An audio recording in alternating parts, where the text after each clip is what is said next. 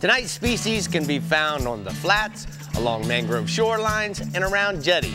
They love to eat shrimp, crabs, and a variety of finfish. They have many nicknames as the rat, bulls, and channel bass. And if you haven't guessed by now, we're talking about the redfish here on the Florida Insider Fishing Report.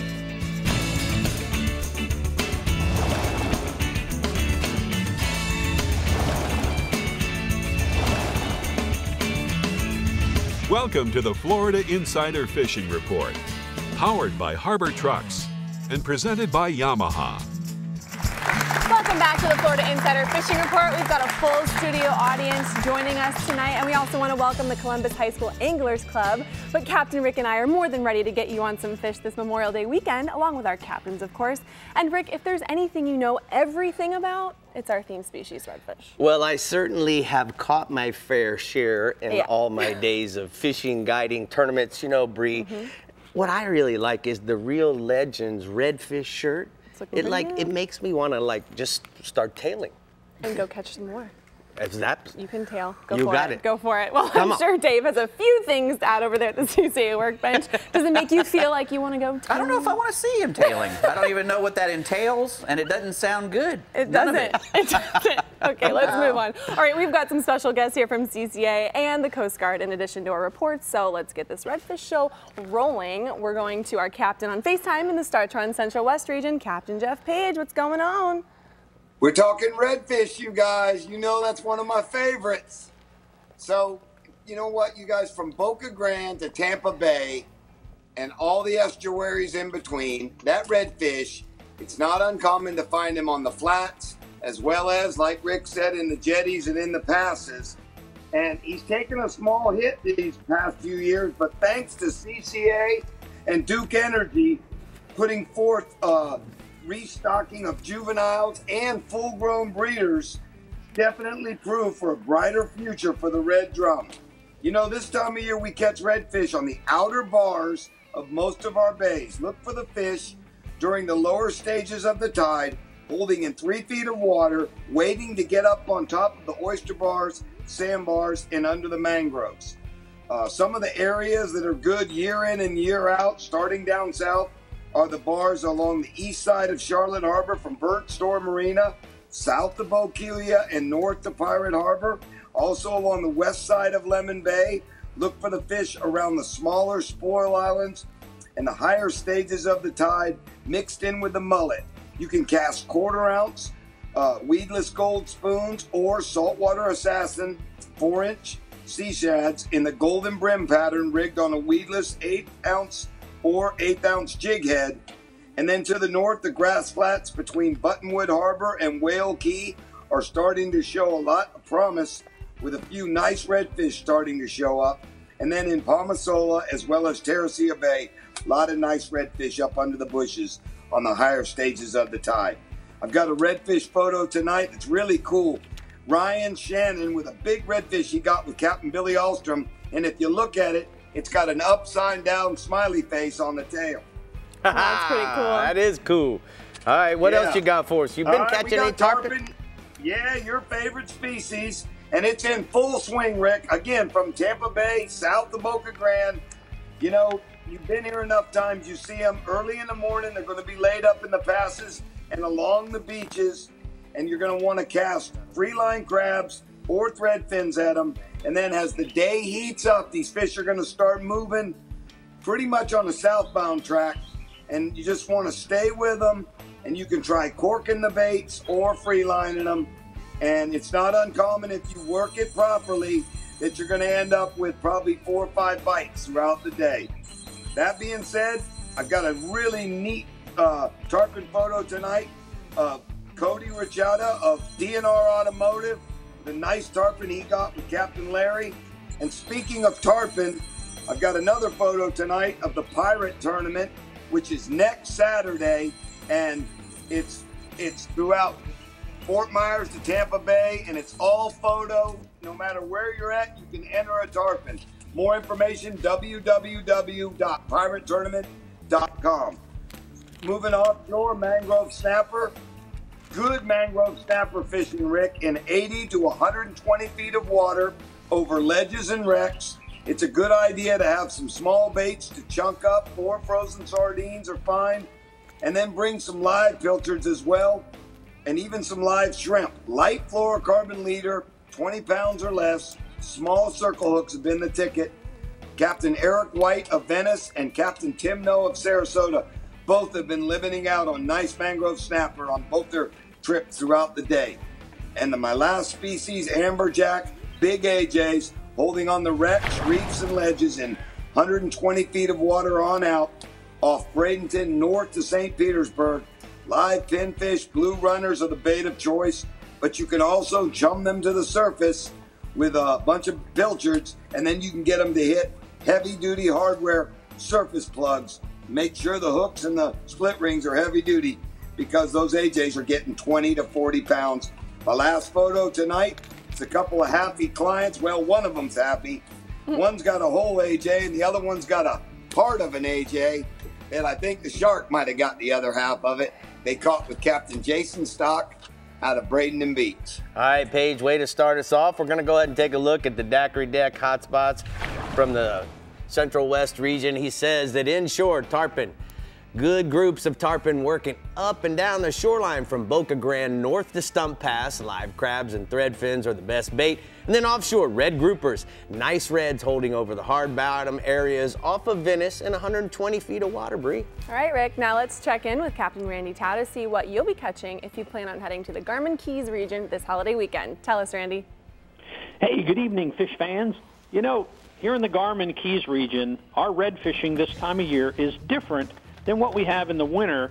You remember back in October, November, December, we were catching 100 redfish from 12 inches to 16, 18 inches, and they were just everywhere. The water temperature dropped, got a little cooler, and as that water temperature heats up, here we're getting into the summer, all those little redfish disappear, and now we got the bigger ones, but most of them are up on the flats. So a lot of the poling guys that get up in these technical skiffs where they can get shallow and sight fish, they're having some really good luck fly fishing, especially, and sight casting to redfish up on the flat. Now, they don't tail as much as they used to, but certainly you see them laying, you see them in a pothole, and especially some of the cuts through the flats from boats running with their motor down. Those prop little ditches on the flats are a perfect hiding spot for redfish.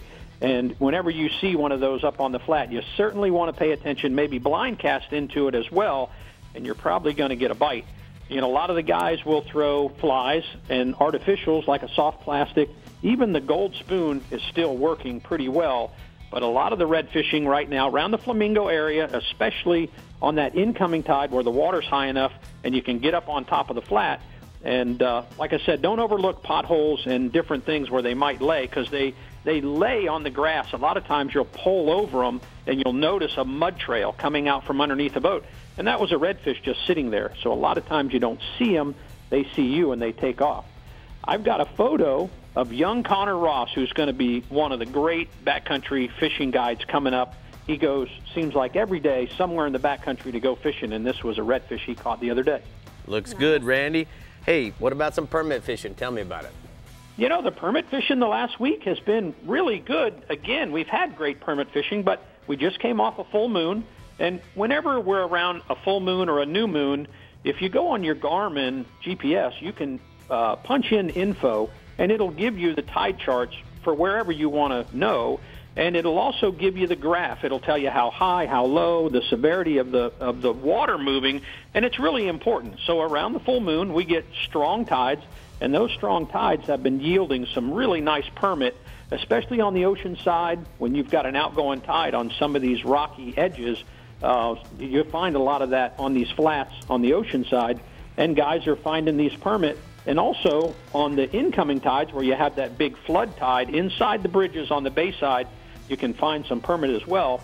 And I was talking to Captain Pablo Rodriguez with Slam Time Charters at a marathon, and he said he's having some great permit fishing when he's not tarpon fishing. And he sent me a photo of his angler, Jack Safley, with a permit they caught the other day. Yep, Nice. Old Jack, man. I passed him over to Pablo. I hadn't seen him since. Pablo, he's been stealing my customers, daggum rat. All right, what do you got for me offshore? You know, the swordfish bite's been pretty consistent. You know, it's not for everybody, but the guys that have been going, have been doing pretty well, getting their bites, catching a few. And anywhere from 1,500 to 1,750 is kind of the range around here. And straight off of Isla Mirada, we have Floyd's Wall, which is a known spot. And then also the ledges off of Marathon have been really good as well. And, you know, the trick is keeping your bait straight up and down and watching the rod tip. The rod tip is so critical in getting a bite because it's very subtle. You'll just see a little bit of motion on the rod tip, and that's a bite. Because remember, you're 1,700 feet down. And you want to pay attention. A fresh strip bait always works the best, and braided line is a must to make it work. This past weekend, we wrapped up Drew Kettlehut's Full Moon Adventures Swordfish Tournament, and it was a month-long tournament. We talked about it a few weeks ago when it started, and I've got a picture of the winner who caught a 255-pounder, Chris Calabris, who actually caught it here in Tavernier. Whoa. That's a good one. It looks like some good vittles there, bub. All right, speaking of vittles, you got any snapper reports? Mutton snappers. Man, it seems like we've just had some great mutton snapper fishing. It keeps on going. I caught a few today, and I guess because of that moon again, you know, these fish were spawning and guys were getting in on them. And some in the 220 foot of water, some in 150 feet of water, depending on where some wrecks are, live bottom, wherever you might be fishing out of, Key Largo, Marathon. It's all different. But guys using a long leader with live bait, I like pilchards or cigar minnows and ballyhoos, work really good for me. And that's what you do. You get in an area where it's a known hard bottom, and you drift it so you can cover ground, because they're not always schooled up. But if you drift around and you cover ground, you're going to find them. And then once you find them, you can work them a little bit better. I've got a picture of Lisa Weigrant fishing with Billy Harbaugh with one of the couple nice muttons she caught the other day. Dang. Just kidding. I don't know if you. Thank you, Randy. Great report. We're going to go ahead and take a look at the hot spots from the Florida Keys. And Randy says that this weekend you should go inshore for trout. Fish the edges in the channels around Flamingo on the outgoing tide using popping corks with soft plastics, or shrimp will work the best. And then offshore, the mutton snappers fish around the hard bottom or the wrecks in 140 to 220 feet of water with a long leader and a live bait like a pilchard or a ballyhoo. You saw that video? That was the snapper king I did see that. in there. I did see that. You pointed it out. All right. Well, we're still in the Keys, so let's bust out the tournament list, shall we? Yes. Got a lot of work to do. All right. At next weekend's Skipper's Dolphin Tournament in Key Largo, prize monies are given to the top 6 teams, including $20,000 to the first place team. At the Big Pine and Lower Keys Dolphin Tournament, June 7th through the 9th, anglers are to compete for over $35,000 in cash prizes and awards. A $20,000 cash prize is to be awarded for the largest dolphin caught over 50 pounds. Female angler teams compete for the highest aggregate weight of 3 dolphin fish at the Ladies Dolphin Tournament Saturday, June 8th in the Upper Keys. Cash and prizes are awarded to first through third place finishers and for the largest dolphin weight. The Ladies Tarp and Fly Tournament, set for June 11th through the 13th in Isla Mirada, is an all-release fly fishing challenge that has attracted many premier women fly anglers and their guides throughout its history. You can find information on all Florida Keys tournaments at flakeys.com.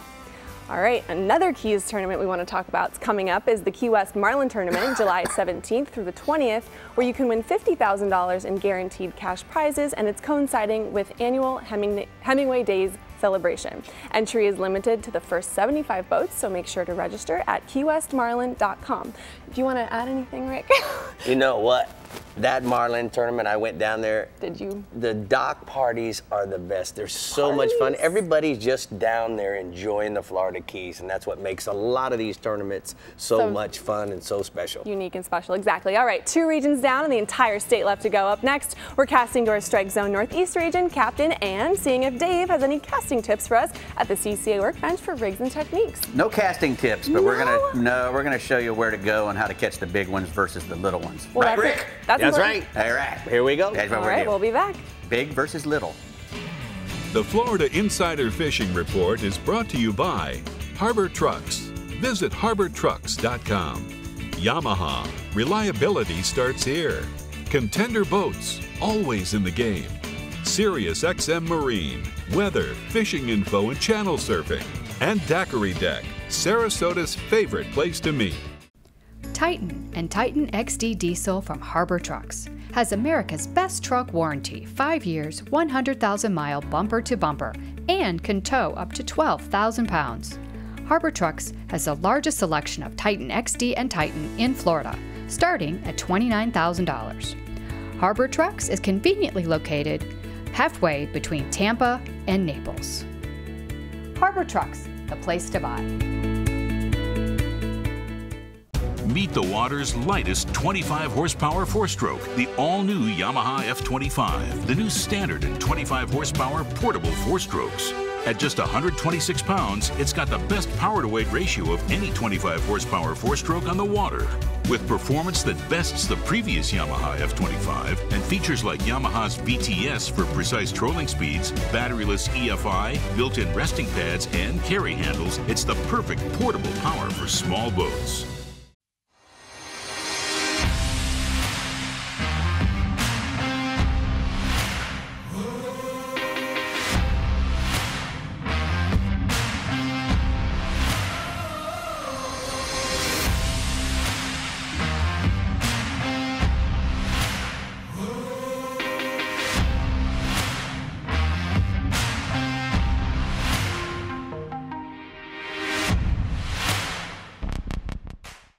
As close as you're gonna get to a sure thing for catching billfish is Guatemala. They're here, man. This has been a 20-year run, buddy.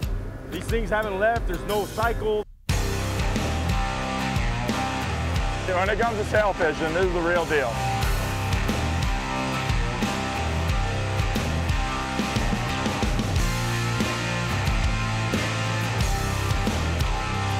The amount of sailfish here is ridiculous.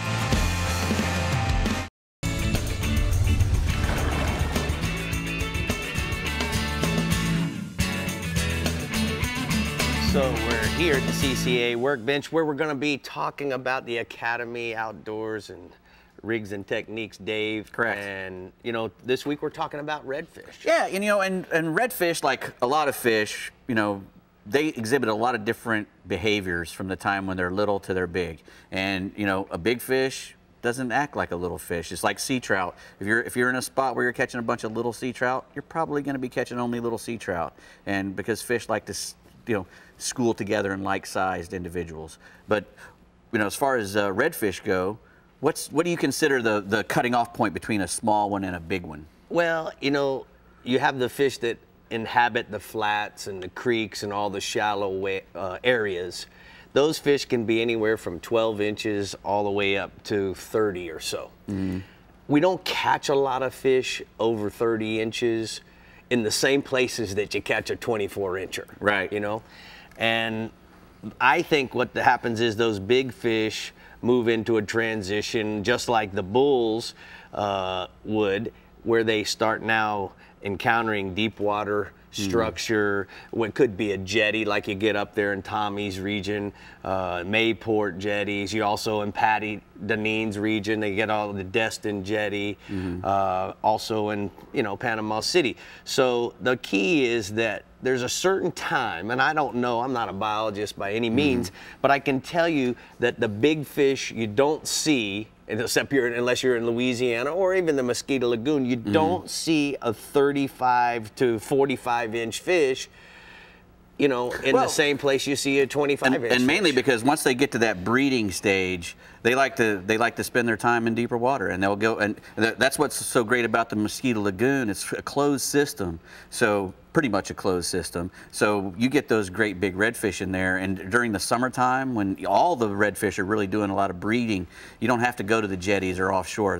They're inshore and they're really close to the, you know, close to the flats and everything, and they get enormous in there. They're all full of spawn too when you catch them in the summertime in that hot water, and they get really big in there. So that's a great place to chase them in the summertime, is in the Mosquito Lagoon. But you're spot on. You know, you got to understand, guys, that you have fish that are going to be smaller fish. You're going to fish in one area, and then bigger fish you're going to fish a whole different pattern. Right. Speaking of that, what else we got? Well, in the summertime, well, we were talking earlier about in the wintertime, you know, the fish are a little bit more lethargic if the water gets cold. There's a lot of shrimp in the water. So you're going to want to try to use a crustacean, a shrimp imitation of some sort, usually during the wintertime. Now it's different in different places. Like we were talking earlier, my parents live in Destin, so I go up there at Christmas time. And you'd think, you know, when it's 30 degrees and raining, you're not going to catch a lot of redfish.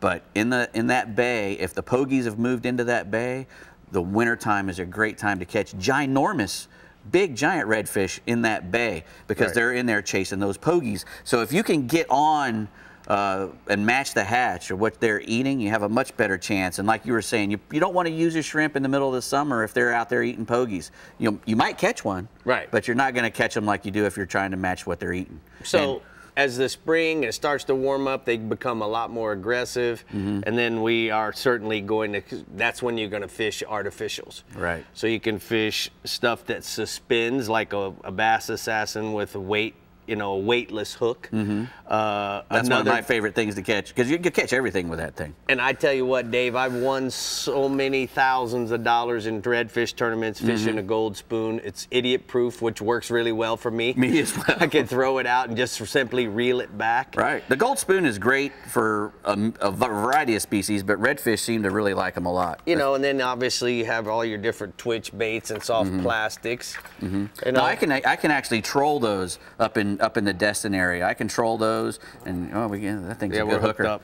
But I can actually troll those kind of plugs, or even jigs. I can even pull paddle jigs and whatnot. When they're eating those pogies real hard, anything that looks like a fish cruising through there, they're going to slam. Rattle traps, even big bass lures. I catch them on everything up there. When they're really hungry, they'll eat. I know the first time I ever fished with Brie, I watched her catch 25 or 30 redfish, right, Brie? Yes, I did, under your supervision, of course. All right, in the Strike Zone Northeast region, you might not find anyone who loves redfish more than Captain Tommy Derringer. Captain Tommy, how's it going? Well, what's up? You know what, Brie, you're exactly right. Redfish, they're my absolute favorite fish to catch. I'm out there almost every day trying to catch them. And you know what, we've got a great redfish bite happening right now here in the Strike Zone Northeast region. You know, we catch them year round.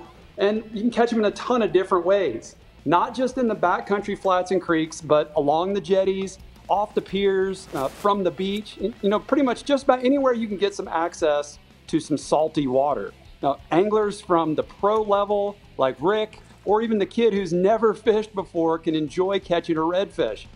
You only need to catch one redfish to be hooked for life. You know, the creek fishing right now throughout the region has been going off on the low tide. All you need is a real simple rig. It's one that I talk about all year long. It's a live shrimp or a mud minnow pinned to a 1/4 ounce jig head fished right along the bottom.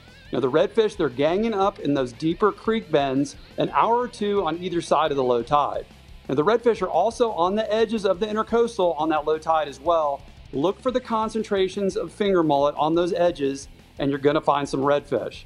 Now if you like to sight fish, like I do, you want to get out there early this weekend and catch that early morning low tide. The redfish have been backing in that skinny stuff, looking for small shrimp, mullet, and minnows in the very backs of the creeks and up on the flats.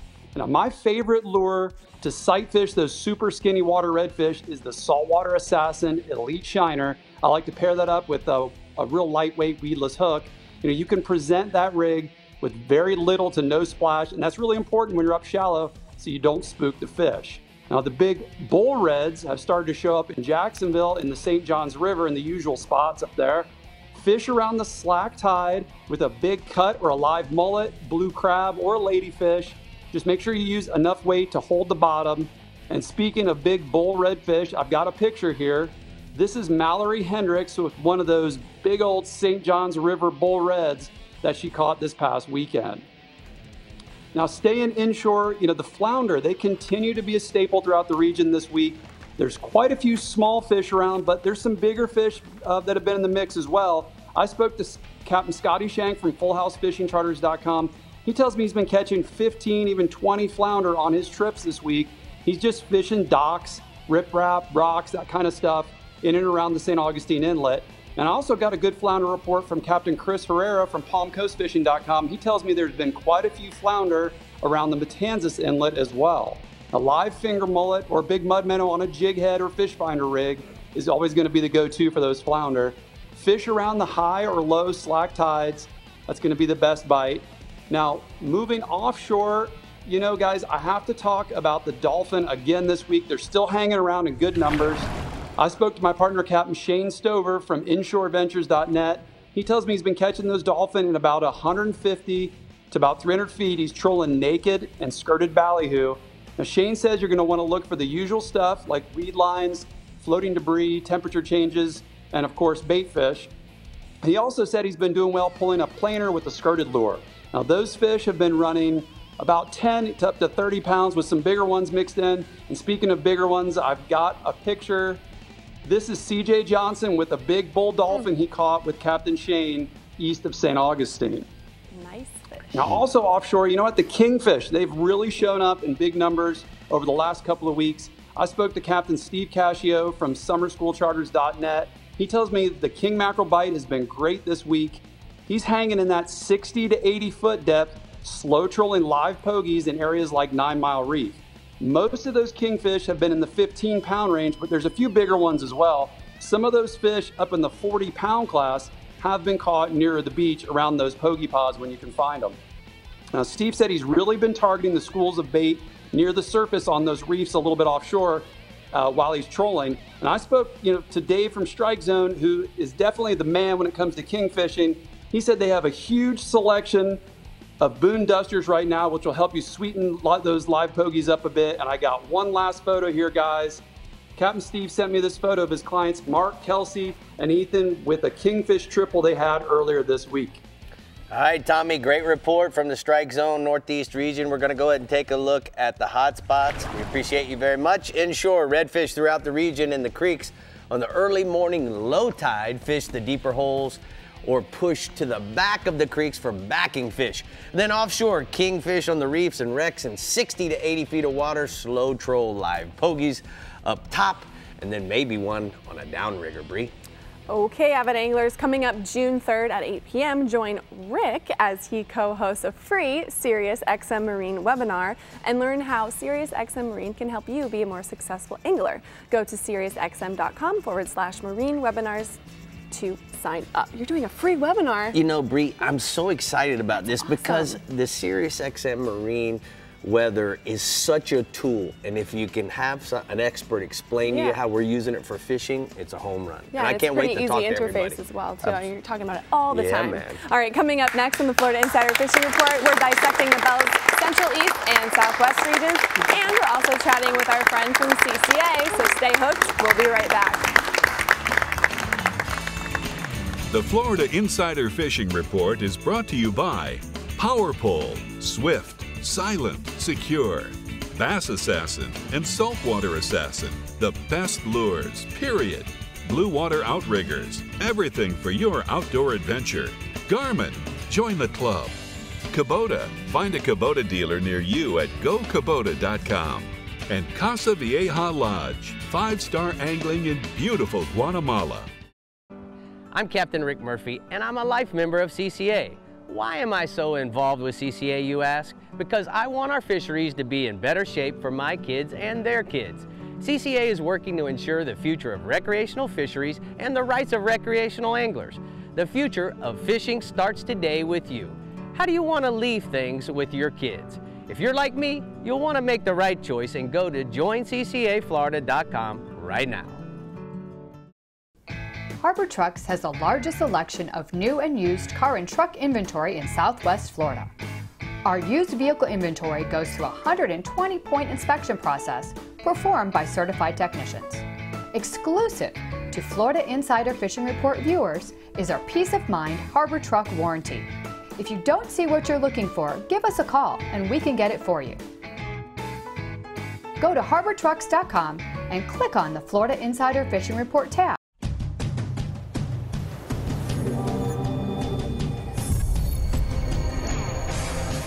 Real Legends Performance Clothing. Everything you need to be comfortable on the water all day long. Keeps you cool, dry, and protected from the sun. Durable performance technology at an unbeatable value. Shop anytime or go to reallegends.com to find a Bell store near you. I'm 1,000 miles from nowhere, and there's no place I'd rather be.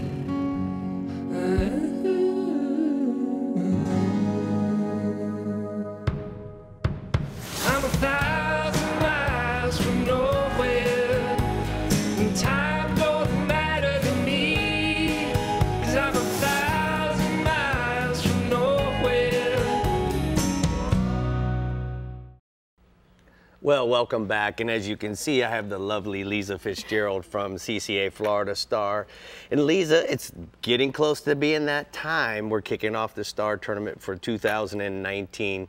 So why don't we tell everybody what Star's all about? Star's 101-day family-friendly fishing competition where everyone has the opportunity to fish and have their shot at $500,000 in prizes, 100,000 of that being in college scholarships. We've got tagged redfish like this one, tagged dolphin, 11 species, 17 divisions, inshore and offshore. So Lisa, how many redfish do we have that we've put out throughout the state of Florida that are tagged for the grand prize? Well, that's really a great question. On average, we have 4 fish per coastal county. So there's 4 in every coastal county except for Brevard, Citrus, and Charlotte County, which they have 8. So if you're planning your fishing trip, I think if you're looking for a tagged redfish, that might be a really great hint of where you might want to fish. Yeah, you increase double your odds, actually. Yeah, there we go. So, you know, the one thing I gotta say is I've been one of the fortunate ones to actually catch a star tagged redfish. I was pre-fishing, as you know, last year over in St. Pete and cast into a hole and caught this redfish, which I don't even remember whether it was last year's fish or the year before that, but it was the neatest moment, you know, because even I could catch one, and it's that easy. It is that easy. Everyone thinks that it's not that easy, but I can tell you last year we had 34 redfish that were recaptured during the tournament. But of that, only 2 of them were registered for the competition, and they got to pick what they wanted.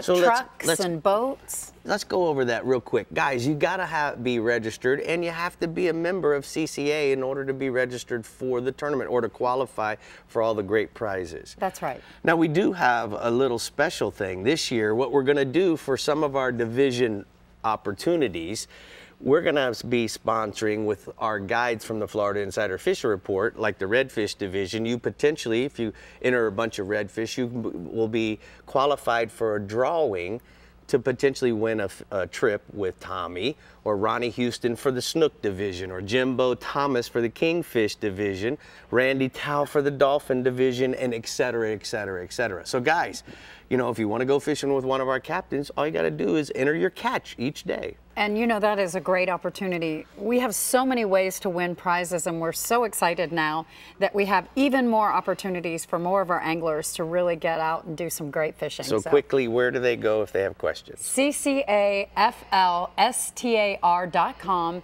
can go there, get yourself registered. Any questions you have, you can reach out to either Andrea or I. Thank you so much, Thank Lisa. you, Rick. All right, Brie, we got to keep moving. So many opportunities, lots of prizes to win, guys. All right, if you're seeing red this weekend, it's probably in the Bell's Central East region. So, Captain Jim Ross, tell us about it. Well, I'll tell you, Brie, you know, here in the Central East region, we know all about big redfish. I mean, that's what we do here. That's what we've been doing here for a long time. The flats of the Mosquito Lagoon, the Indian River, Banana River are great places to catch big redfish. But right now, actually in the Bell Central East region, the bigger reds have been more prevalent at the inlets and along the nearshore waters and beaches. So a lot of the slot-sized fish that you're going to find are still back in those shorelines and flats and things of that nature. And I spoke with Captain Alex Huey of Rockledge. Now, he said he's been getting the bigger redfish on the Canaveral Bite over the past few weeks, and Alex has been using a variety of chunk baits and live baits, you know, croakers, mullet, ladyfish, and he's putting those on a slide and sinker rig with a 6/0 VMC circle hook to catch the big bulls. In the lagoons, the topwater plugs like the Rapala skitterwalk or the Storm chugbug are working best on the flats for redfish in the early mornings. Now, once the topwater bite slows down, Alex has been switching over to the 4-inch Bass Assassin Sea Shad, and he's rigging that on a weedless weighted worm hook so that it doesn't catch in the grass. And that's how he's getting his redfish to strike. Now, Alex can be reached at 321-795-8566 for additional charter information. And I've got a picture here of Alex with one of his customers, Richard Barish, and he caught a really nice one here not too long ago in the river system. The second fish that we have right now inshore is Spanish mackerel. And our Spanish mackerel, they've been chasing glass minnows and shrimp all through the entire region right now. Now, most of the fish are holding fairly close to the edge of the ICW, the Intercoastal Waterway. So small spoons, diamond jigs, and even live shrimp will work really well, especially in the Oak Hill area through New Smyrna area. Now, if you're along the beaches, a little X-Wrap plug, the little 8-centimeter size, has been best if you cast or troll it, or little diamond jigs, things of that nature. And most of our Spanish are running a couple of pounds, but you know, every once in a while you'll get one that's 3 or 4 pounds. Now, swinging offshore, king mackerel bite's been really good in the afternoons, but it's getting better and better in the morning each day. So look for the best action to happen in the 50 to 80 foot depths throughout most of the region. Now, in the northern section of the Bell Central East region, Captain Mark Gibson reports that the kingfish bite has been red hot the last couple of days. He's been using X-Wrap Magnum lip plugs in black with a silver belly, and he's working them on the 9 Mile Reef and the Party Ground Reef and catching good numbers of those fish. Now, spoons, strip baits behind a sea witch, you know, a lot of other things will also get them to strike. And of course, if you get some live baits like mullet or blue runners or something to that effect, a lot of times you'll see the king mackerel skyrocketing on those fish. And they've been skyrocketing up and down the beach as well, from Canaveral south to Sebastian right now. Our average king mackerel is running about 10 to 20 pounds in my region. Now, my last species for the night is the Jack Crevalle. Now, this is another of my favorite fish to chase. Right now, we've got giant hour jacks that are starting to make their way up and down through the region right now. Now, if you're a light tackle angler, you know, like me, you can't help but throw a topwater plug at one of these things or one of these schools. You watch 4, 5, even 6 fish charging after these big chugger plugs like the Williamson popper or something to that effect. And I'm telling you right now, you get out in front of those fish about 100 yards, they're moving along at 5 to 6 miles an hour. So get way out in front of them, shut down, let them come to you, throw that chugger out there, and you're going to get you one. Just start chugging that thing as aggressively as possible and watch these fish just come and explode on it. Now, most of those fish are running 20 to 35 pounds, and I've got a picture right here of Leah with her dad Mark Shields that we were out on Monday and catching some of these fish. And so this is the size fish that you guys and gals can expect to go catch right now in the Central East region. We've got some really, really big ones, Rick. All right, Jimmy, it's so good to see you up and close and personal. Up close and Heck personal. yeah. That's right. All right, well, we'll get to you next week. Thank you so much. We're going to go ahead and take a look at the hot spots. What do you want to say? I was going to say real quick, the CCA Star event is starting this week, and I know you guys just did a little segment on it, but I personally put 4 fish in Mosquito Lagoon. So you guys and gals, get out there and catch one. Get registered and catch one because they are there. All right, Thanks, man. Tim. Thank you so much. Let's take a look at the hot spots from the Central East region. He says a mixed bag near the docks in Oak Hill and Edgewater use live shrimp for mangrove snapper, snook, ladyfish, speckled trout, and more. And then offshore king mackerel, 40 to 80 foot depths, troll lures, strip baits, and live baits up to 20 pounds on those kings. All right, let's hop on over to our other Bell's Southwest region to check in with Ronnie Houston, who's always talking about the Reds in his region. So, Ronnie, let's hear it. Well, it's always a pleasure representing the Bell Southwest region, especially on this Memorial Day weekend coming up. Weather's looking good, and please do me a favor, practice all those safety principles while you're out there this weekend and every time. There's going to be a lot of boats on the water. But you know what? The redfish, you know, they're primarily targeted on the inshore side throughout the whole region.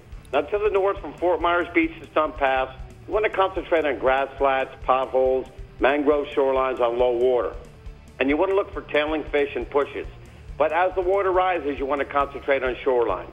But to the south, from Naples to the Everglades, it's totally a different terrain. We mostly have mangrove shorelines and outer Gulf Islands. Now, on low water, you can concentrate on edges, troughs, and potholes as well. When the water rises, look for the fish to push to the shorelines. Now, one of the easiest ways to catch them is really using cut bait on the bottom.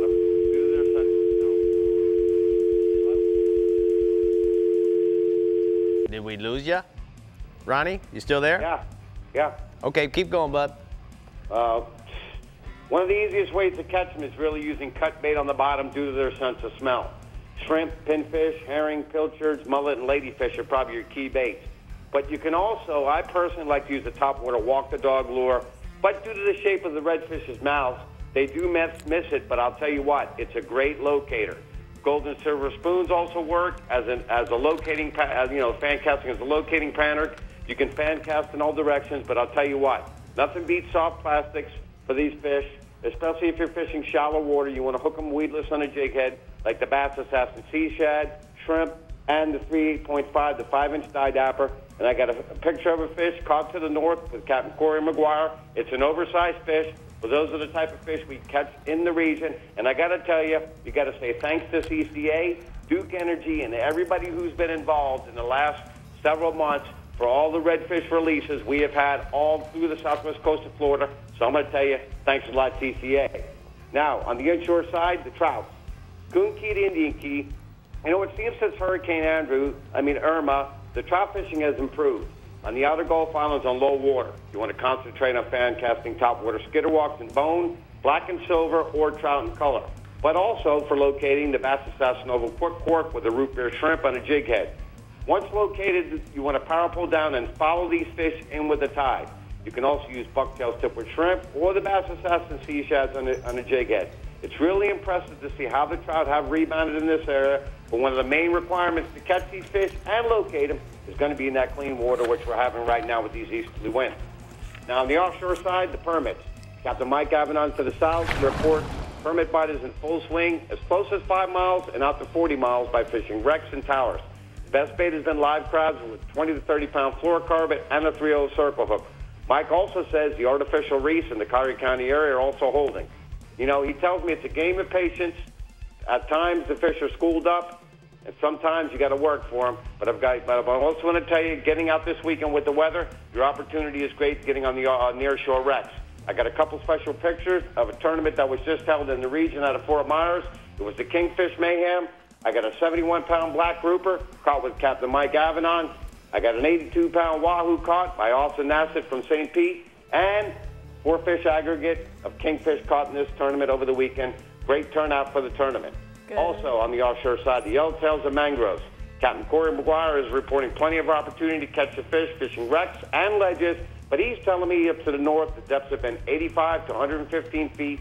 But Captain Mike Avanon says to the south, he's catching fish as close as 60 feet, but you can't locate them, work your way out towards 100 feet. Both captains are chumming to get the fish going.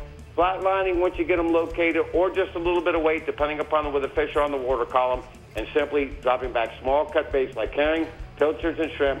Don't over chum. Let the fish get the chum. As soon as they start slacking off, re-chum, drop back them baits. Thank you so much, Ronnie. We're going to go ahead and take a look at the catty can hotspots from the southwest region. Ronnie says inshore tarpon, Fort Myers Beach to Stump Pass beaches, and passes using live pinfish, herring, crabs, free line, or under a cork. And then offshore, kingfish, Wiggins Pass to Stump Pass, 65 to 90-foot depths, fishing wrecks, and slow trolling live sardines, or maybe even a blue runner. All right, we've got our reds, white and blue, just waiting for the weekend to arrive so we can get out on the water. And coming up next, we're seeing what's fighting in the Discover Crystal River Northwest region and seeing what Dave has for new products, along with our special guest from the Coast Look Guard. at some nice skorts. Talking about how to keep you more safe on the water. We got some nice skorts. We've got Those are nice, aren't they? Come on, They're Dave. super nice. Very nice. Who looks better? Who wore it better? Oh, come on. Dave That's did. not fair. Dave did. We'll be right back. It's not even fair. It's fair. The Florida Insider Fishing Report is brought to you by Academy Sports and Outdoors, for all, for less. Soft Science, Supreme Comfort Footwear. Real Legends, exclusively at Bell's. Okuma, Inspired Fishing. Discover Crystal River, Florida. And Maverick Boat Group, makers of premium boat brands Maverick, Hughes, Pathfinder, and Cobia. Yamaha's 4.2-liter V6 offshore 4-strokes. For those that like their V6 lighter, faster, and stronger. Setting new standards for power, efficiency, speed, and lightweight. Built for the rigors of offshore boating. Packed with Yamaha's legendary reliability. And now Yamaha's 4.2-liter V6 4-strokes offer a choice between digital or mechanical controls to match your rigging preference. Yamaha. Reliability starts here.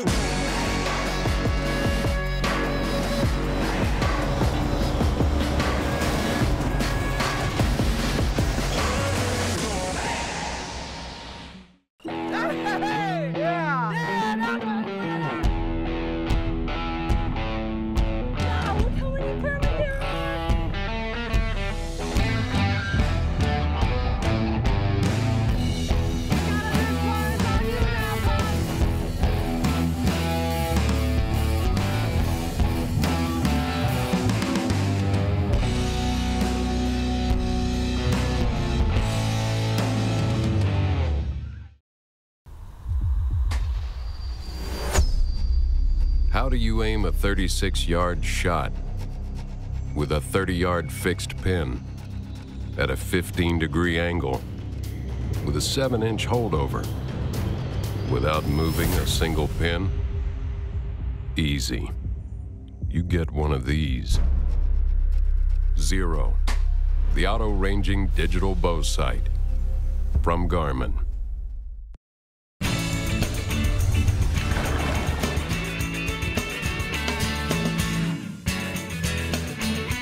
New products here at the CCA Workbench. Dave, let's just hop right into it. Well, we're going to start off. We got a lot of stuff from Bell's. You know, they're having a big Memorial Day sale, so we got all this stuff here. These are the nice ladies' apparel here. This is the Freeline Performance, that shirt right here.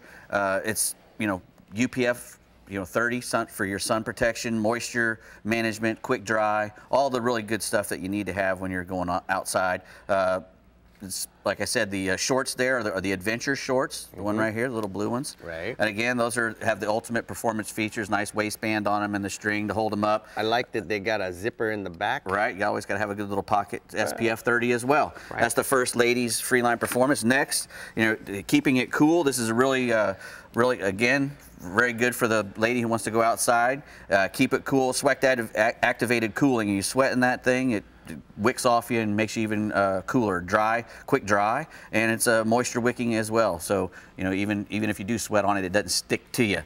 And then these were what you were modeling earlier. Yes, those are very nice. those are the, Brie killed me. I didn't know she was going to come out there and model next to me. Better. Yeah, exactly. That's so not these very are nice. A short type. It's a skirt. Yeah. It's a skirt and a short together. A short and a skirt together. Yeah, very, very, very nice. All right. So now you got the men's. This is the Real Tech fabric. It comes in both short and long sleeve. This is a long sleeve version. I think this is the grunt pattern.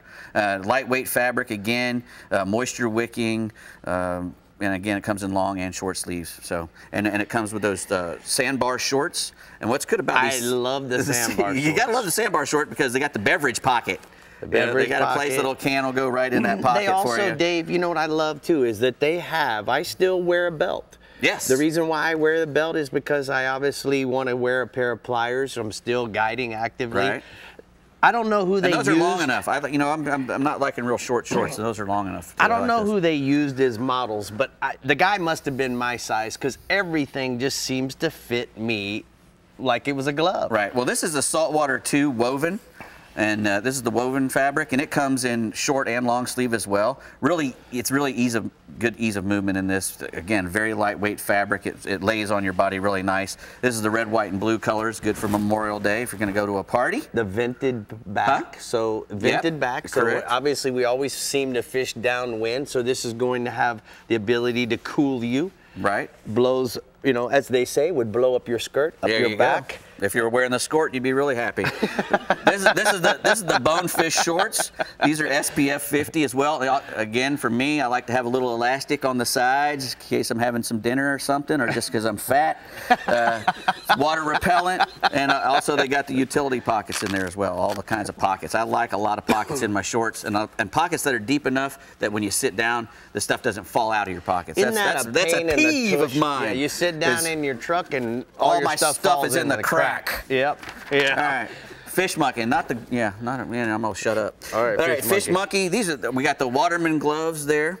I believe those are the Waterman gloves. Ergonomic design, 4-way stretch. They got the really good Velcro closure on there, and the neoprene wrist closure as well. So it holds up.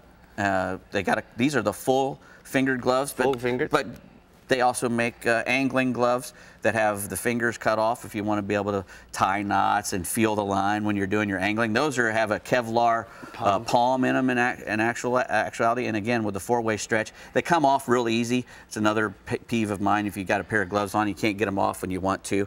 Again, those are all reinforced around the edges so that you can actually wire a little fish if you're using an 80-pound test line or something with those. All right, Dave. Well, it is Safe Boating Week. Correct. So we're going to bring in Jeff Barnes with the U.S. Coast Guard Auxiliary. I'm usually doing this when the Coast Guard. So. Yeah. So, Jeff, let's talk a little bit about what's going on with life jackets. Okay. Well, it is National Safe Boating Week, but obviously we're concerned about everyone's safety every day of the year.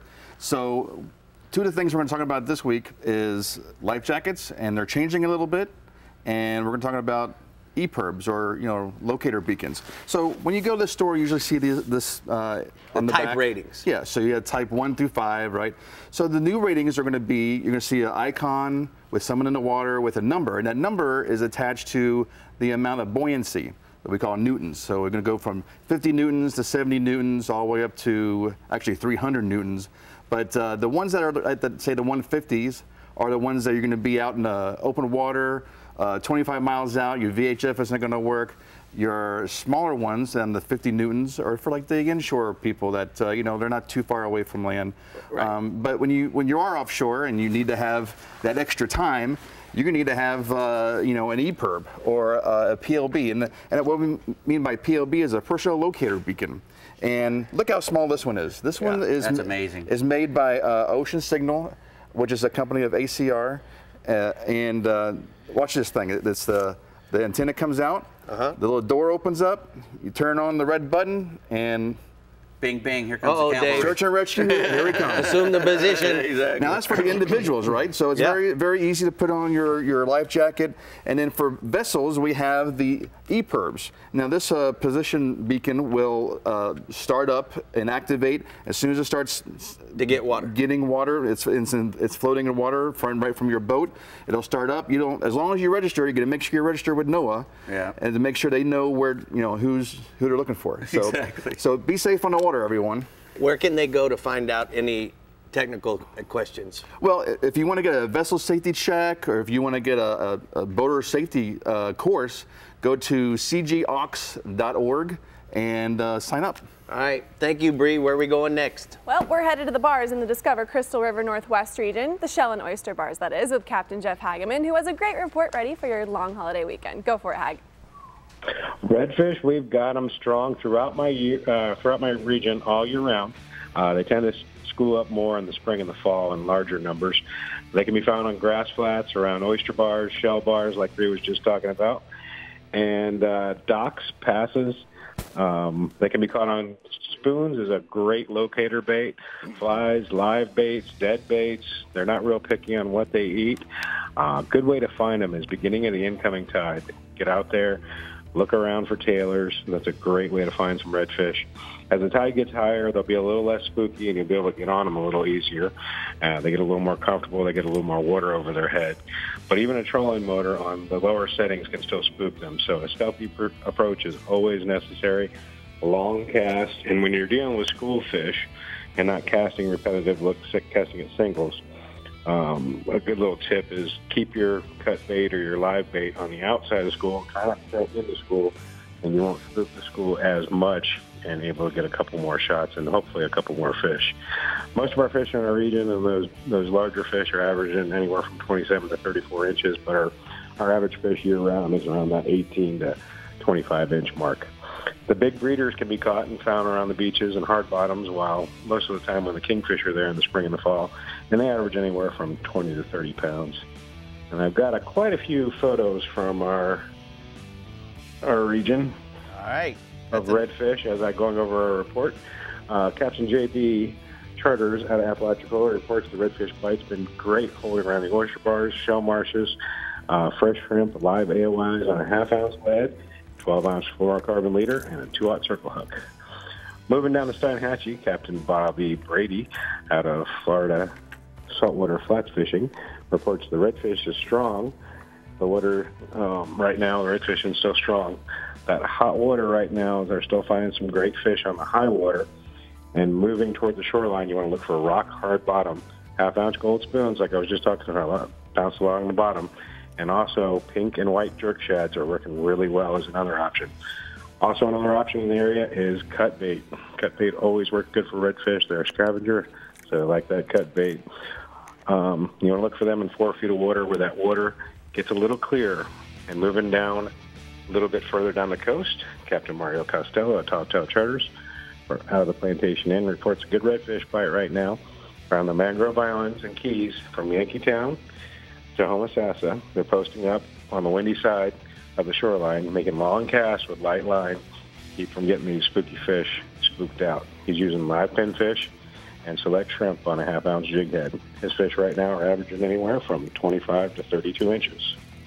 And did we cover those photos already as I was going through? We got them, Bubba. Keep going. Roll right, Tide, baby. Going. All right, Captain Jimmy Huddleston. Our reports out of Ozona right now. The snook are staging up along the beaches and passes. He's sight fishing them with whitebait in the swash channels parallel to the sand. Most people that get out on the beach, they cast too far out. You want to be right in that little dip, right where the waves are breaking. That's where they're going to be. There's a bunch of blood minnows right now, and that's where they're feeding. Moving offshore, Captain Joel Grant of Fish Daddy Charters out of Hernando Beach reports a gag grouper bite still strong, while bottom fishing with live pinfish and frozen thread fins. Has also been producing some trolling with plugs, and right now there's still quite a few kingfish out there while he's grouper fishing. So I got a nice photo here from Captain Joel of a great kingfish on a recent trip. That's a good one right there. That is a good one.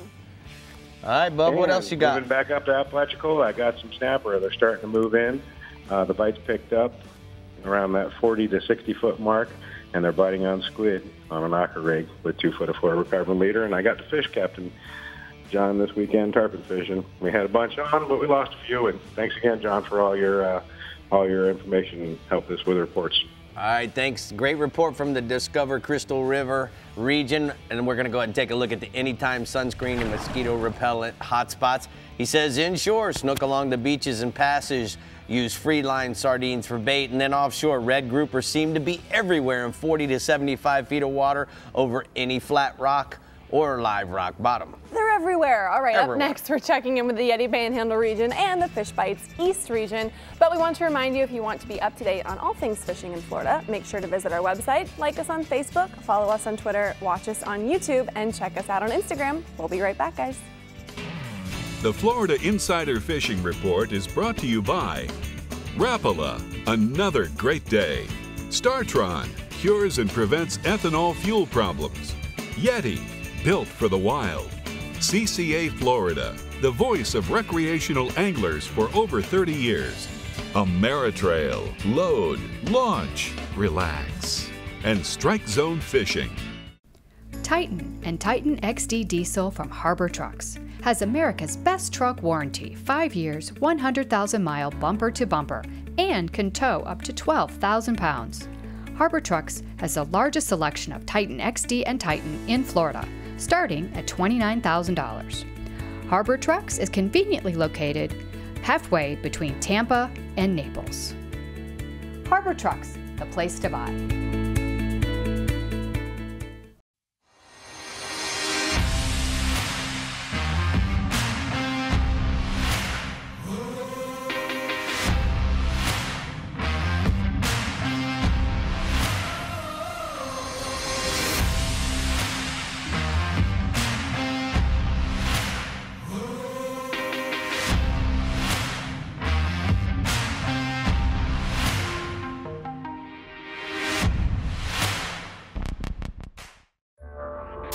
Oh, there it is. You can either stay busy fishing or get busy catching. From Texas to Tampa Bay or Key West to the Carolinas and beyond. For nearly 20 years, anglers everywhere have come to know one thing, that nothing says no to fish bites. Ask for Fish Bites and Fish Bites Fight Club lures by name or visit fishbites.com. Find Florida's soul and discover Crystal River. Explore warm Gulf waters, spring-fed rivers, bountiful lakes, and fantastic fishing. Dive into adventure and enjoy the only place in the world where you can swim with the manatees. Treat yourself and your family to outdoor fun, rich history, and a relaxed coastal lifestyle. Discover Crystal River, Florida. Welcome back. All right, we're in front of the truck, so let's talk about the Harbor Trucks giveaway, shall we? Let's do it. All right, Harbor Trucks is partnered with Casa Vieja Lodge, and 2 lucky winners will get a 4-day, 3-night trip to come fish in Guatemala with Rick and I at Casa Vieja. This will be an experience of a lifetime that you will not want to miss out on, so you make sure to head over to our website at FloridaInsiderFishingReport.com and enter. Rick, I'm so excited for this. I just booked my 4th trip between Halloween and the end of the year. I'm going to just move there. Oh, you should. We'll miss you. We will. No, yes, we will. I promise. All right, the Yeti Panhandle region is always showing off big fish, so let's see what our Captain Pat Deneen has for us to catch this weekend. Hey, Pat. Hey, Brie and Rick. Tell you what, redfish are caught year-round in the Panhandle. Some of the best red fishing, in my opinion, up in the Panhandle is in October and November when the fish gang up in the passes. Right now, the redfish are pretty much anywhere from the beaches to the back bayous. Generally speaking, the bigger fish are in the passes, along the beaches, and also in the deeper sections of the bay. The slot fish are typically in the bayous around the residential docks or on the grass flats in 2 to 4 feet of water. So if you want the big bull redfish, get some live baits and go to the passes or the beach. In the passes, the outgoing tide is generally the best time to fish for them. If you want the slot fish, hit the docks with some live shrimp or minnows or fan cast the flats with lures. Personally, for redfish, I really enjoy the sight fishing aspect of it, and the beaches and the bay flats are where I like to go. There's a photo of Captain Troy Forbes with the sight fish redfish he caught on the fly rod over in West Bay. And then staying inshore, there's schools of Jack Crevalles are starting to show up in the bays, and particularly in Santa Rosa Sound. So while you're out there red fishing and trout fishing, make sure you have a bigger rod ready to take advantage of encountering these schools of Jacks. A large topwater popper or a skitter walk, the dog-style bait, is perfect. Make sure to give them a lot of action. They want their baits moving. Either type of lure, they can be cast a long way, and the bite is a pretty aggressive topwater bite. If you want to specifically target Jacks, focus your efforts around the schools of Menhaden or cruise the edges of the flats looking for waking schools or busting fish. Get up ahead of those schools, make long casts, and work your lure, like I said, actively. They want their baits moving. The Jacks are running 20 to 30 pounds. And then moving offshore, it's dolphin and wahoo. We've had offshore. It's been calm weather, relatively close in blue water, and plenty of sargassum grass. And that's all adding up to really good wahoo and dolphin fishing. You know, so head out past the edge towards the nipple and out towards the steps, and you should find some great surface conditions for trolling. Early this week, there was a huge grass line stacked up just north of the nipple in about 400 feet of water. There's also a really nice color change a little further out southeast of the spur. Those grass lines and large grass islands are the places you want to be. So run till you find them, and then, you know, concentrate your efforts there. Troll small to medium-sized lures, naked or skirted ballyhoos off your riggers, and trembler-style lures flat under your prop wash. The dolphins are running from peanuts to slammers, while the wahoos are averaging 30 to 40 pounds. And there's a photo of Jack Lewis, my mate, and that's a nice dolphin we caught this past weekend out to the southwest. And then finally offshore, the nearshore metal wrecks seem to be loaded up with sharks right now, almost to a point where it's hard to catch something other than a shark before a shark eats what you're trying to catch. The sizes vary from like 3 to 4 feet to 7+ feet, so you're going to need some heavier tackle in that 30 to 50 pound class. Bonita slabs drifted on a wire leader with a circle hook work really well. You can usually pick up a few bonita while trolling feathers or spoons around those wrecks or wherever you see the bonita busting up on the surface. And then the ladyfish make a great second choice for a bait. They can be caught near shore, just inside or outside of the second sandbar. And then those ladyfish are also great bait because there's plenty of coastal sharks, the blackfins, the spinners, the sharpnose, near shore. So if you don't want to run offshore and want to stay on the beach, you can get your sharks right there. All right, Pat, great report. We're going to go ahead and take a look at the blue water outrigger hotspots from the Panhandle region.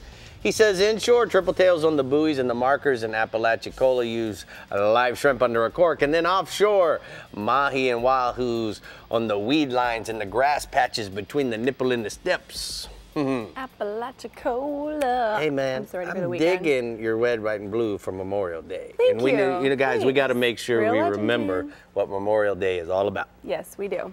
All right, if you're looking for some reds in the Fish Bites East region, Mike Holliday says to stick to the shorelines and the inlets this time of year. Give us more, Mike. Yeah, that's pretty much it. The most consistent redfish action in my region takes place from Fort Pierce to Vero Beach. In the areas around, like the mooring flats, Torpy Road, the old inlet area north of Fort Pierce, and around the mouth of the Fort Pierce Inlet. You'll also find fish around the docks in the Indian River between Walton Road and Midway Road, and particularly on those dilapidated docks. And on the east side of the river, up around the mangroves. So everything's pretty much shoreline based. The redfish are garbage cans. They'll eat just about anything, live or dead. You could throw a lot of different lures, but you just want to make sure you have gold color in them somewhere, either a gold side to the lure or gold glitter, like a saltwater sass and sea shad in the Mississippi hippie or new penny or mama's chicken colors, anything that has gold in it. It's also hard to beat a gold spoon or, live shrimp, a chunk of ladyfish, crab will work as well. Average redfish in my region is going to be 5 to 10 pounds. I got a photo. That's Harvey Feingold. He's got a slot-sized redfish. He caught the fish along the South Jetty of the St. Lucie Inlet, and that fish ate a copper-colored or a couple juice-colored saltwater sass 4-inch sea shad. The other thing, there's, about a week left in the spring snook season. Coming off that full moon last week, the snook bite is back on in both Palm Beach and Fort Pierce Inlets, and also on the seawalls at Intercoastal Waterway, and also up in Taylor Creek in Fort Pierce. At night, the Roosevelt Bridge in Stewart and the Jensen Beach Causeway Bridge are producing mostly overslot fish, and it seems like the outgoing tide's hot at the Roosevelt Bridge, and the incoming tide is hot at the Jensen Causeway. You can fish live shrimp, mullet, big swimming plugs will work. On the windy nights, you can throw a chartreuse-colored red tailhawk jig. During the daytime, it's pretty much topwater plugs or dye dappers on the seawalls, live mullet on the seawalls as well. And then when the sun gets up, switch over to a thread fin or a bunker or anything live, a mullet, a pilchard, put them up on the walls, work them on the shorelines. Average snook right now, 25 to 30 inches, but we are starting to see some of those 15 to 20-pound fish. All right, well, let's go offshore, Bub. Well, the snapper bite in the region has just been on fire for over a month now, and it just keeps getting better. You find that 80-foot reef from Vero Beach to Fort Pierce, or you work the artificial reefs in Martin County, or that 70 to 90-foot ledge right out in front of Palm Beach. There's also been a few fish on the Loran Tower ledge in Hope Sound. Sardines, cigar minnows, and grump plugs have definitely been the way to go. And grump plugs have been money on those big snapper, particularly on those big mutton snapper. If you anchor up and chum heavily, you can bring a lot of those fish up close to the surface and then just drift back a chunk of bait and get the hook up, or, just drop down with enough lead to just barely touch bottom, and a sardine or cigar minnow, you'll do great. Average mangroves, 2 to 5 pounds, fish to 12 pounds. The muttons are running more like 5 to 15 pounds right now. I got a photo. That's Richard Hunt of Little Adam Charters in Fort Pierce. He's just been whacking those big mangrove snapper for a couple of weeks now. That's an average fish for him, and that fish ate a Spanish sardine. The other thing going on right now, the Jupiter kingfish bite's kind of been a bit off this year. A couple of weeks ago, it seems like the main body of fish moved south into, southern Palm Beach County and even northern Broward County. They weren't up there in Jupiter where they normally are. But now on the back of this full moon, it looks like a lot of those fish are starting to push back up towards Jupiter and where you'd normally find them in May. The fish are spread out anywhere from 70 to 120 feet of water, and they're even all the way up to Stewart. There's still good concentrations of fish from southern Palm Beach County out to like 160 feet of water. The majority of kings are under 20 pounds, but there are some 50-pound fish in that mix. You can target them with a goggle eye, a blue runner, a pilchard, a thread fin, any of those live baits. What really gets your attention right now, though, is a live or dead Spanish sardine. You can slow troll it. You can drift it. You can fish those baits on wire stinger rig or a 3-hook Palm Beach monofilament rig. If you're looking for that crazy skyrocketing kingfish bite, put out any of those live baits on a kite, drift it behind the boat, and you'll get those big kings and a bunch of other things eating on the surface. So that's the bite going there. All right, speaking of the bite, we need to know about bass. What do you got for us this week, Mike? Well, if you're looking for consistency in your bass fishing, the Butler Channel Lakes in Central Florida is a place to be right now. And in particular, Lake Butler, which that kind of lake has extremely clear water, so it's a little bit technical. I was talking to Captain Steve Nymiller, and he's saying the key to success in that clear water is to dial down your gear to 12-pound test monofilament. Anything heavier won't get the bite. For artificials, you can throw topwater plugs, you can throw prop baits, you can throw poppers, you can throw a 6-inch worm in green pumpkin and red glitter or bluegill color. The key is to look for water that's 9 to 10 feet deep, set up along the weeds in that depth, and cast out to the deeper water and work your lures back shallow. You wouldn't think a topwater plug would work in 15 feet of water, but that's where the fish are, and they're coming up and blasting them on the surface. If live bait's your game, you want to fish a medium shiner on a 2.0 BMC Kale hook, fish it around the island by Shaquille O'Neal's old house, or just look for that drop in 12 feet of water, and you're anchoring in 12, you're fishing at 16 to 17 foot depth. Cast the shiner out in the open, let it work its magic and sink down in the deeper water. It's a 20 to 40 fish morning right now. Most of those fish are 2 to 4 pound chunkers, really. A few 5-pounders in the mix. There's no trophy 8 to 10 pounders, but every day you're getting a lot of action, big chunky bass, and Lake Butler, the whole Butler chain's on fire. All right, thank you so much, Holiday. Great report from the Fish Bites East region. We're going to take a look at the TH Marine hotspots. He says, inshore, tarpon chasing the mullet schools in the North Fork of the St. Lucie River, live mullet or Houdini colored 4-inch sea shads, and then offshore mangroves and mutton snappers in 70 feet of water off of Fort Pierce. Spanish sardines, cigar minos, or grunt plugs are going to work for those guys. Minos. All right, we're down to one region left to explore in the Casa Vieja Southeast region. So stay hooked to hear your captain right here on the Florida Insider Fishing Report. Woo! Teamwork. The Florida Insider Fishing Report is brought to you by Harbor Trucks. Visit harbortrucks.com. Yamaha. Reliability starts here. Suffix. Always use the best line. The IGFA. Fish for the world. Sportsman's Adventures. Fishing for adventure. And Bells. Everything you need to live life local. An entirely new species of extreme predator is moving offshore. The Yamaha 5.6-liter V8 XTO offshore outboard. Extreme big block thrust and power in the industry's first direct injection 4-stroke. Quiet, efficient, powerful, and proven Yamaha reliability. More than an outboard, it's a fully integrated power system. The all-new Yamaha V8 XTO Offshore. Out here, you need the power to control your environment, or it may control you. The power of the Kubota L2501DT. It comes with all the easy-to-use implements you need, and the kind of comfort that delivers a satisfied smile all day long. Get the L2501DT for as low as $139 a month with 0% APR financing for 84 months, plus a 6-year warranty.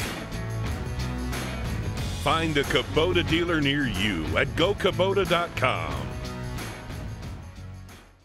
Pump up the performance in all of your engines.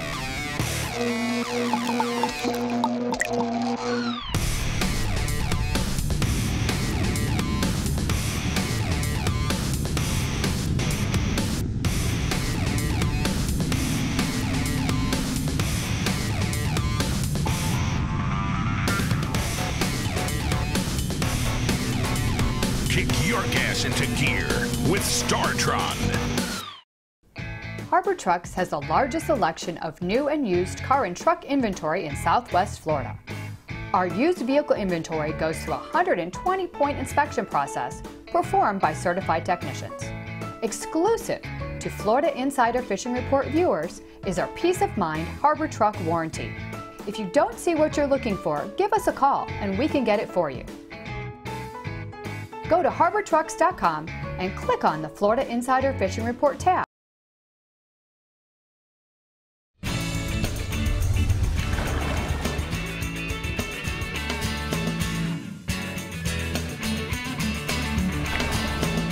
Today's Power Pole Tip of the Week, we're going to discuss the quality craftsmanship that goes into each Power Pole unit.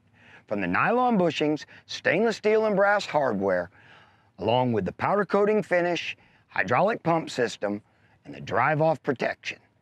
If you're like me, and you've been fishing in a spot for 20, 30 minutes, an hour, and you decide it's time to move to your next spot, or maybe even take it back to the ramp, and you get everything stowed away, and you get up on plane, and you notice that both your power poles are still down, don't worry, because of the hydraulic system allowing the spikes to free up off the bottom, there'll be no damage done to your spikes, hardware, or transom of your boat.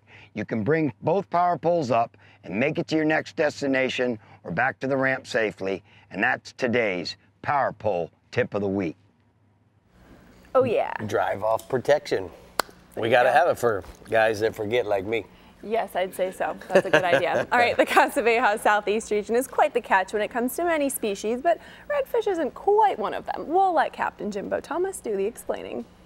That's right, Bree, and hello, Dave and Rick. Yep. Unfortunately, redfish are a rare catch anywhere here in the Southeast region.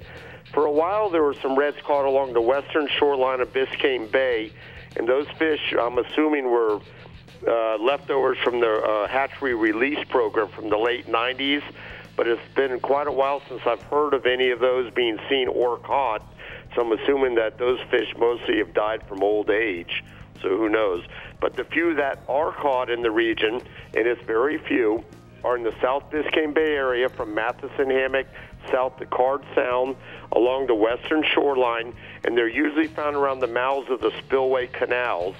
And then occasionally there's a redfish caught in the Lake Worth Lagoon in the north end of the region, and really not much in between. And just like the redfish in the rest of the state, they can be caught on bucktails tipped with shrimp, shrimp under popping corks, jigs with soft plastic tails, gold spoons, plugs, and cut and live bait fished on the bottom. So if there's any around, they'll eat the same stuff that the rest of them eat. The only one that we've ever caught in South Biscayne Bay, we caught him on a live pilchard, and we were fishing along the western shoreline and fishing for snook when he ate. Now, I got a photo here. This is my brother, Rick. He was able to take a day off from his modeling job, and he went out and he caught the one and only redfish that we ever caught in Biscayne Bay there. And he's still working, it looks like. He's working it. You're so mean, Jimbo. All right, what else you got for us? Tell us what you do have a lot of. Okay. Well, if you want to get on some really good bass fishing, right now's the time to do it while the water levels are still low out in the Everglades. And that low water has the fish off of the flats and into the deeper canals and the deeper holes. Now, pretty much anywhere there's water in the Everglades, the bass are going to be there. Holiday Park, Saltfish Recreation Area, L67, those are just a few of the hot spots, and 50 more fish per trip have not been uncommon. Now, the best baits have been wacky worms and Texas rigged worms, along with topwater crankbaits, and you can also go with some live shiners. The bulk of these bass are going to be on the small side, but there have been larger fish up to 4 pounds or better mixed in. Now, if you don't want to go that far west as the Everglades, the urban lake and canal system of South Dade has been red hot with peacock and largemouths. Now, the largemouths have been biting best early in the morning and then late in the afternoon, and the peacock bite's been good after the sun gets up and that water warms up. For the peacocks, bring a small cast net along, or net some small minnows or cichlids, or go get some live bait at the tackle shop and get some live shiners. That's what those the peacocks have been eating. And if you want to go with artificials, worms have been working on the largemouth, and small crankbaits have been working on those peacocks. Now, moving offshore, best offshore fishing has been along the edge of the Gulf Stream, where the blackfin tunas have been biting in depths anywhere from 120 to 250 feet of water. The best baits have been live pilchards, herrings, sardines, goggle eyes. You want to fish them under the kite or on the flat lines. Use 30 to 40 pound fluoro leaders and 4.0 to 6.0 circle or J hooks. Now, there's been a lot of green water we've been dealing with the last couple of days, but that hasn't really affected the bite. Most of these blackfins have been in the 25 to 30 pound range. The tunas, they have been biting throughout the day, but first thing in the morning and then late in the afternoon, say from 3 o'clock till dark, that's when they're going to bite the best. And if you can find some pilchards to live chum with, that'll help get those fish really going good. Now, I got a photo here. This 26-pound blackfin was caught by Bob Myers, and we caught him off Key Biscayne on a live sardine on the Thomas Flyer earlier in the week. And then we got some kingfish in the same basic areas as the tunas, in that 90 to 150 foot range, and there's been a lot of nice kings. We've been using the same rig as for the tunas, but we've just been adding a 12-inch, 18-inch piece of number 3 or number 5 wire leader. You want to fish with live pilchards, herrings, sardines, goggle eyes, even a big blue runner. Put them under the kite or drift those, and or you can slow troll them, and also put down a mid-depth line, getting a lot of bites on that mid-depth line. Also trolling a 3.5 drone spoon or a pink sea witch with a bonita strip behind it. You want to use a number 2 or number 4 planer or a wire line outfit. Basically, you want to get your bait down deep. That's also been getting a lot of bites. Now, Captain Art Sapp, who fishes up in the Hillsborough Inlet area, in the last couple of days, he's had 2 kings over 50 pounds. So that area seems to be where the biggest ones are. Otherwise, most of them have been in the 8 to 20 pound range. But one huge problem that we've all been experiencing, there's been seaweed scattered from one end of the ocean to the other, and it's made it really tough to fish through. So look for a clear area to fish. All right, thank you so much, Jimbo. We're going to go ahead and take a look at the R&R tackle hotspots from the southeast region. Jimbo says largemouth and peacock bass, try your local lake or your canal system. The Everglades has been good early in the morning or late in the afternoon with live and artificial baits. And then offshore, look for a mixed bag of kingfish, blackfin tunas, sailfish, mahi along the edges of the Gulf Stream, fishing live baits in 90 to 200 feet of water. Those are the R&R tackle hotspots. All right, the reports are in, and we are now more than ready to get this long Memorial Day weekend started. But once that's over, you need to know what we're fishing for next week. So stay tuned, and we will tell you, won't we? Yes, we will. Yes, we will. Titan and Titan XD Diesel from Harbor Trucks has America's best truck warranty, 5 years, 100,000-mile bumper-to-bumper, and can tow up to 12,000 pounds. Harbor Trucks has the largest selection of Titan XD and Titan in Florida, starting at $29,000. Harbor Trucks is conveniently located halfway between Tampa and Naples. Harbor Trucks, the place to buy. Master your most challenging offshore experience with confidence and ease with Yamaha Helmmaster. Precise, intuitive control on the open seas. Unrivaled ease for maneuvering and docking in port. And now SetPoint adds 3 new dimensions to boat control. Maintain boat position with fish point, or a position and heading with stay point, or a heading while you drift with drift point. Yamaha Helmmaster, now with SetPoint. Complete digital control for today's larger offshore boats. For the bass that thinks it's a bulldog. For the walleye that thinks it's a freight train. For the tuna that thinks it's a torpedo. For the tarpon that thinks it's a tarpon. You need the mono that thinks it's a braid. Suffix Advance. New Advanced Mono with HMPE braid molecules for strength, abrasion resistance, and low stretch. Suffix Advance. The mono that thinks it's a braid.